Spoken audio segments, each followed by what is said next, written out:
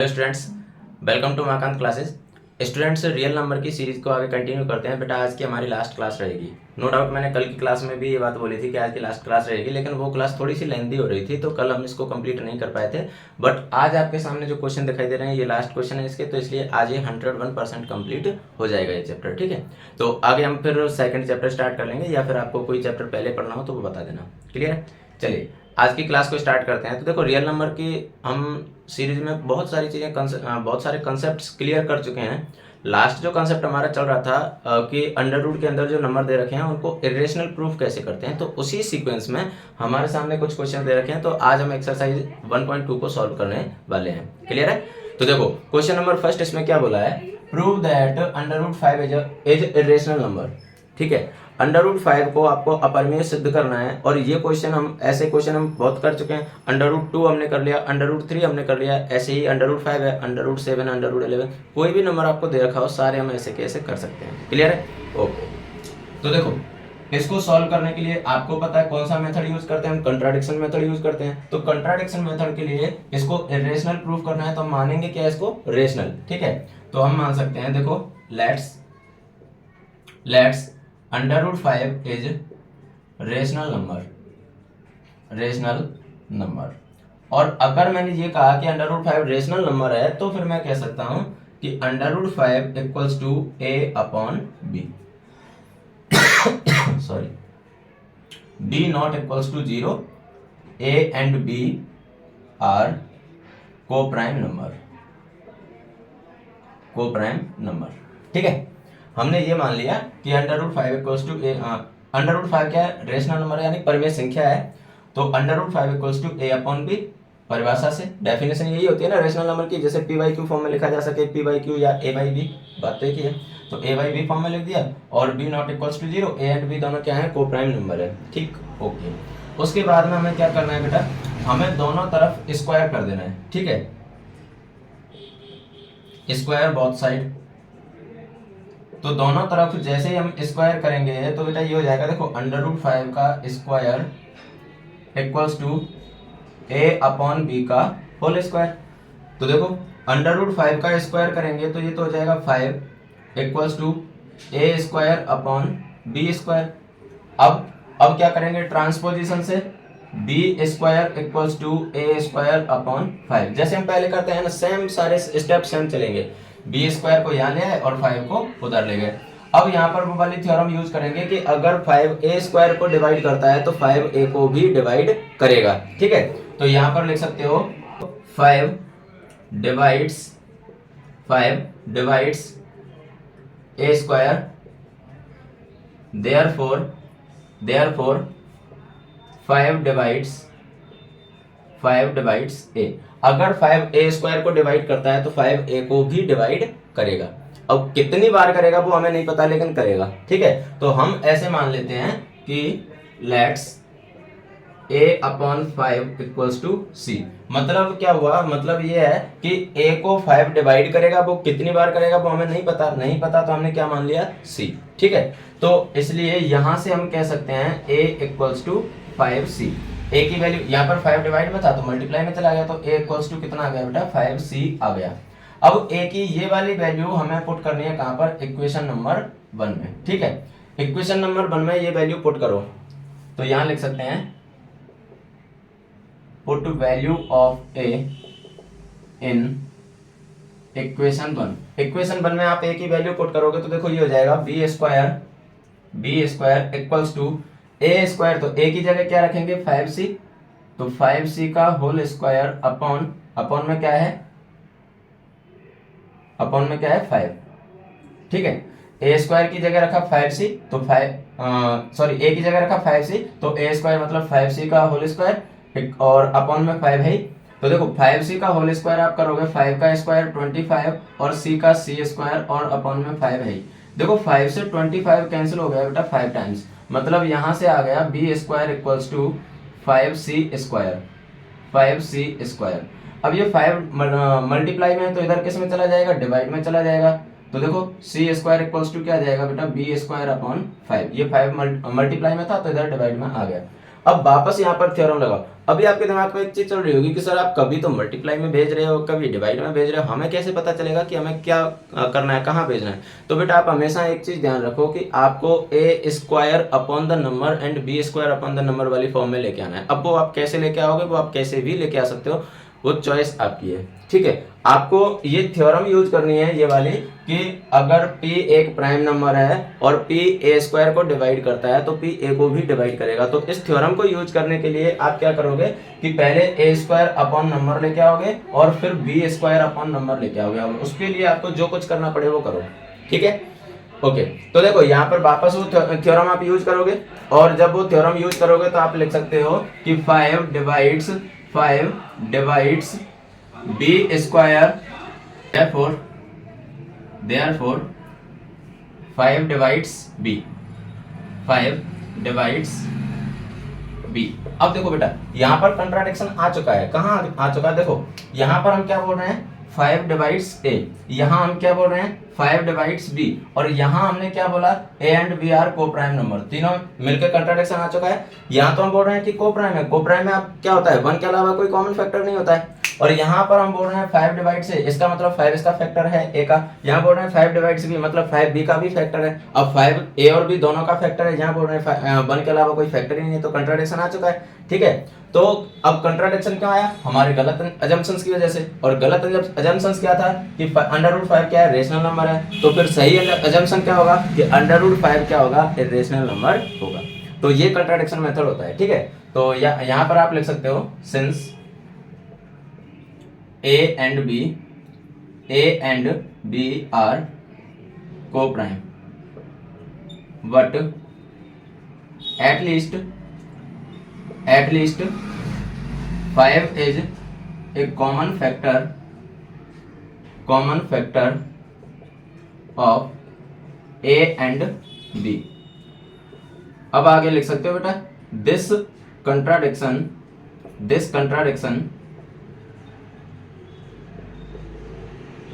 is due to our wrong assumptions that √5 is rational number, hence √5 is irrational number. No doubt हमने कल जो question किए थे, तो हो सकता है कि लैंग्वेज में थोड़ा बहुत उलटफेर मिल जाए आपको बेटा, मेरी लैंग्वेज हमेशा सेम रहती भी नहीं है ना, तो लैंग्वेज में उलटफेर मिल सकता है, कंसेप्ट वही रहेंगे, तो वो आप चेक कर सकते हो। मैंने आपको भी हमेशा एक ही बात बोली है कि आप लैंग्वेज हमेशा अपनी यूज कीजिए, ना तो बुक की लैंग्वेज यूज कीजिए, ना मेरे कीजिए, ना किसी और की कीजिए, ठीक है। तो समझ में आ चुका होगा, मैंने मेन जो कीवर्ड्स है वो आपको बता दिए। पहले आप रेशनल नंबर मानो, रेशनल नंबर की डेफिनेशन लिखो, डेफिनेशन लिखने के बाद में उसके बाद में क्या करोगे, स्क्वायर करो, स्क्वायर करने के बाद में थ्योरम यूज करो, और आप बोलोगे कि जो भी नंबर है 5, 7, 2 जो भी है वो a को डिवाइड करता है। उसके बाद में यहाँ से ट्रांसपोजिशन मेथड से और ये प्रूव करो कि ये b को भी डिवाइड करता है, कंट्राडिक्शन आ जाएगा। उसके बाद में से आप अपनी लैंग्वेज में लिख सकते हो, क्लियर है। ओके, अब हम चलते हैं सेकंड क्वेश्चन पर। सेकंड क्वेश्चन बेटा देखो वही मैथमेटिकल ऑपरेशन वाला है जैसे हमने कल भी किए थे, तो उसके जैसे सेकंड और थर्ड क्वेश्चन में जो 3 क्वेश्चन दे रखे हैं वो भी मैथमेटिकल ऑपरेशन वाले हैं, तो बहुत आसानी से आप इनको सॉल्व कर सकते हो। तो देखो सॉल्व करते हैं। देखो सेकंड क्वेश्चन क्या दे रखा है, prove that 3 + √5 is irrational number, ठीक है। तो ऑब्वियस सी बात है, जब हमें इरेशनल नंबर प्रूव करना है तो हम क्या मान लेंगे, रेशनल मान लेंगे। तो हम लिख सकते हैं कि लेट्स 3 + 2√5 इज रेशनल नंबर। अब अगर ये रेशनल नंबर है तो रेशनल नंबर की डेफिनेशन लिखो, और डेफिनेशन क्या होती है, ये a/b की फॉर्म में होंगे, और a/b की फॉर्म में होंगे, लेकिन यहाँ पर b ≠ 0 होगा। a एंड b दोनों क्या होंगे बेटा, को प्राइम नंबर होंगे, क्लियर है, को प्राइम नंबर होंगे। अब यहाँ पर चलो को प्राइम की बजाय आप यहाँ पर मैथमेटिकल ऑपरेशन वाले में तो अगर को प्राइम नहीं भी लिखोगे ना तो भी चलेगा, यहाँ पर आप इंटीजर भी लिख सकते हो, को प्राइम भी लिख सकते हो, एक ही बात है। हाँ, इनमें इस टाइप की जो क्वेश्चन होंगे उनमें को प्राइम लिखना जरूरी है, ठीक है। ओके उसके बाद में मैंने आपको क्या बोला कि आप ट्रांसपोजिशन मेथड से एक तरफ अंडर रूट वाली नंबर को रहने दो, बाकी सभी को दूसरी तरफ भेजो। तो देखो यहाँ पर 3 है, इसको भी उधर भेजो, 2 है, इसको भी उधर भेजो, अंडर रूट 5 को इधर ही रहने दो।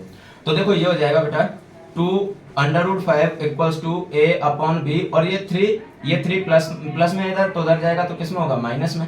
तो a अपॉन b माइनस 3। अब 3 के अपॉन में कुछ नहीं है तो 1 मान लिया, और यहाँ पर 2 अंडर रूट 5 इक्वल्स टू ये हो जाएगा बेटा a minus 3b upon b, 1 मान लिया, b एलसीएम आ गया, तो आप आसानी से सॉल्व इसे कर सकते हो।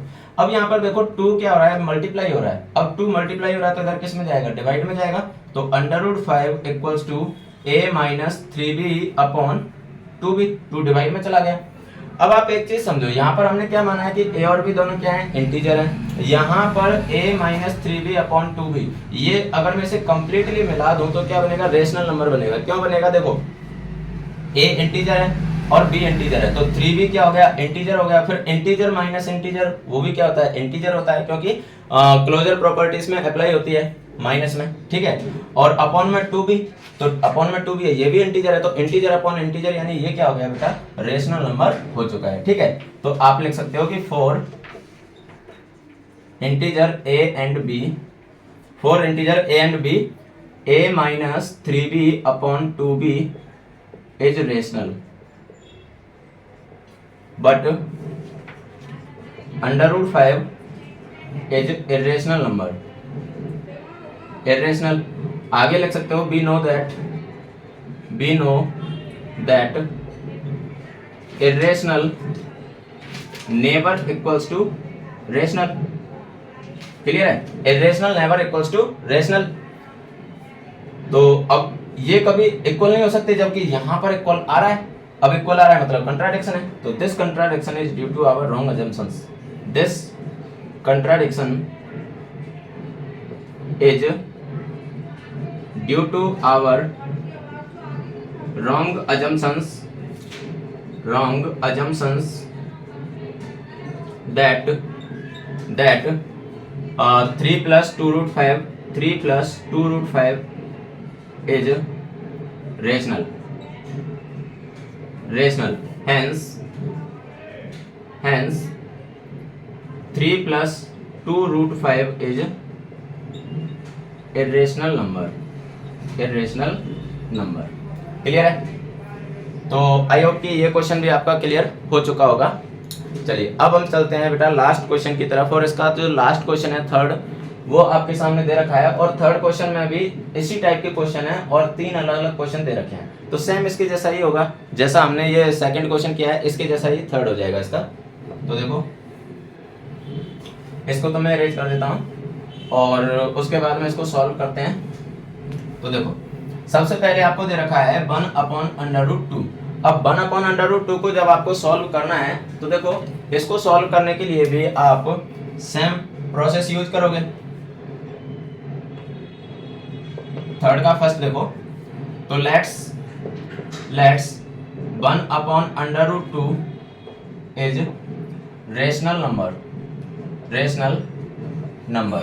अगर ये रेशनल नंबर है तो फिर आप लिख सकते हो 1 upon under root 2 equals to a upon b not equals to 0, और a and b are integer, clear है। उसके बाद में देखो जब आप यहाँ पर ट्रांसपोजिशन यूज करोगे, मैंने आपको क्या बोला है कि आप एक तरफ तो रहने दो क्या, अंडर रूट वाला नंबर, बाकी सभी को दूसरी तरफ भेजो। तो क्या आप इसको ऐसे लिख सकते हो, देखो क्रॉस मल्टीप्लाई करोगे तो बेटा ये हो जाएगा b equals to under root 2a, cross multiply किया तो b का मल्टीप्लाई 1 से किया b, और a का किया रूट 2 से तो रूट 2a। अब a को आप इधर भेज दो, ठीक है, a को इधर भेजोगे तो बेटा ये हो जाएगा b upon a equals to under root 2। अब b अपॉन a क्या होगा, इंटीजर होगा, क्यों होगा, सॉरी रेशनल होगा। क्यों होगा रेशनल, क्योंकि a और b दोनों क्या है, इंटीजर है। अगर ये दोनों इंटीजर है मतलब ये रेशनल हो गया। तो आप लिख सकते हो कि for integer a and b upon a is rational but under root 2 is irrational number, ठीक है। अंडर रूट 2 क्या है, रेशनल नंबर है, और यहाँ पर देखो ये रेशनल है और ये इर्रेशनल है, दोनों इक्वल आ रहे हैं। तो आप लिख सकते हो we know that rational not equals to irrational. तो आ गया कंट्राडिक्शन। तो आप लिख सकते हो फिर वापस वही लाइन कि this contradiction is due to our wrong assumptions. This contradiction is due to our wrong assumptions that 1 upon under root 2 is rational. Therefore 1 upon under root 2 is irrational. Clear है? तो ये था आपका थर्ड का first question. Similarly अब देखो बेटा, मुझे बार बार ये क्वेश्चन को करने की जरूरत नहीं है, आप आसानी से इनको कर भी सकते हो। तो मैं आपको केवल हिंट के तौर पे एक काम करता हूँ, लैंग्वेज तो अपनी वही सारी रहेगी, कहाँ कहाँ चेंज आते हैं वो मैं आपको बता देता हूँ, ठीक है। तो आप उससे फिर हर क्वेश्चन को कर सकते हो। देखो जैसे इसका सेकंड क्वेश्चन की मैं बात करूँ, सेकंड क्वेश्चन क्या है, 7/5 है, ठीक है, सेम इसके जैसा ही क्वेश्चन है। आप क्या करोगे, लेट्स 1/√2 इज रेशनल नंबर, ये जो था इसमें 1/2 को 1/√2 को मारो गोली और यहाँ पर क्या कर दो 7/5। पहली लाइन एकदम सेम, ठीक। दूसरे में आपने क्या किया, 1/√2 को क्या माना, a/b माना, ठीक है। और यहाँ पर ये सारी चीजें सेम रहेंगी, बस 1/2 को हटा दो और यहाँ पर क्या कर दो बेटा 7/5। क्लियर, ठीक है। उसके बाद में ये जो ट्रांसपोजिशन के स्टेप हैं ये जरूर चेंज हो जाएंगे, ये चलेंगे किसके अकॉर्डिंग, नंबर के अकॉर्डिंग, ठीक है। तो ये दोनों स्टेप हैं वो चेंज हो जाएंगे और इन स्टेप की जगह पर आ जाएगा बेटा, देखो इनकी जगह पर आ जाएगा √5 को तो इधर रहने दो, तो √5 इक्वल्स टू a/7b। क्यों, क्योंकि 7 मल्टीप्लाई है तो इधर किस में जाएगा, डिवाइड में, ठीक है। तो उसके बाद में फिर आप लिख सकते हो 4 इंटीजर a एंड b, यहां पर ये वाला नंबर आ जाएगा, तो a/7b is rational number, but यहां पर क्या है, √5 है, तो but √5 is irrational number. Clear है? देखो मैं आपको वो चीज बता रहा हूं कि आपको चेंज कहां कहां करने पड़ते हैं, बाकी चीजें तो एकदम सेम रहेंगी ना, ठीक है। तो उसके बाद में देखो we know that rational not equals to irrational, this contradiction is due to our wrong assumptions that 1/√2। तो वापस यहाँ पर वो वाला नंबर लिख दो जो आपको क्वेश्चन में दिया हुआ है, 7/5 is rational, therefore 7/5 is irrational. बस आपको इतनी जगह चेंज करना है जहां जहां मैंने चेंज किया है। क्लियर है? ये आपका क्वेश्चन नंबर थर्ड का सेकंड भी सॉल्व हो चुका है। क्लियर है? इसमें जो थोड़ा सा जो चेंज आता है वो सिर्फ ये ट्रांसपोजिशन वाला जो पार्ट है, बस ये आता है, इसके अलावा और कुछ नहीं है। लैंग्वेज एकदम सारी सेम रहती है। क्लियर है? ठीक है। इसी तरह से आप इसका थर्ड देखोगे तो 6 + √2, तो बस यहाँ पर 7/5 था, इसकी जगह 6 + √2 कर दो। क्लियर? 6 + √2 किया तो यहाँ भी वही हो जाएगा 6 + √2। यहाँ पर देखो, यहाँ पर ट्रांसपोजिशन में फिर वापस चेंज आएगा, क्योंकि ये यहाँ पर तो 7 क्या हो रहा था, मल्टीप्लाई हो रहा था, तो ये डिवाइड में चला गया, लेकिन यहाँ पर 6 क्या है, प्लस में है, तो इसलिए यहाँ आ जाएगा बेटा a/b -6। जब आप इसे सॉल्व करोगे तो यहाँ पर आ जाएगा √5 = a - 6b/b। क्यों? क्योंकि 6 के अपॉन में कुछ नहीं था, तो हमने क्या मान लिया 1, और फिर एलसीएम लेके इसको सॉल्व कर दिया। ठीक है, तो a - 6b/b। फिर 4 इंटीजर्स a एंड b, अब यहाँ पर फिर वापस चेंज आ जाएगा a - 6b/b। ये वाला नंबर यहाँ पर आ जाएगा इज रेशनल, बट √5 इज, तो यहाँ पर क्या, सॉरी यहाँ पर भी 2 रहेगा, ठीक है, 5 की जगह 2 आ जाएगा, तो √2 is irrational, √2 is irrational. We know that this ये सारी चीजें सेम रहेंगी, फिर यहाँ पर वो नंबर आ जाएगा दोनों जगह। क्लियर है? यहाँ पर नंबर आ जाएगा 6 + √2, 6 + √2।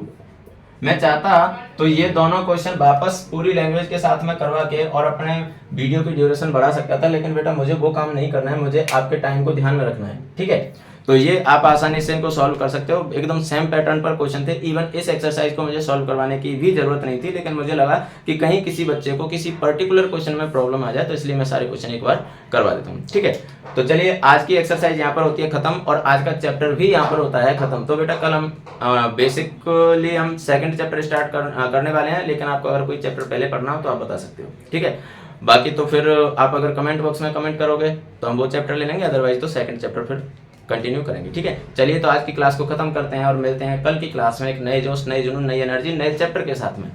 तब तक के लिए हंसते रहिए, मुस्कुराते रहिए, पढ़ते रहिए, खेलते रहिए और सफलता की ओर बढ़ते रहिए। Bye bye, thank you.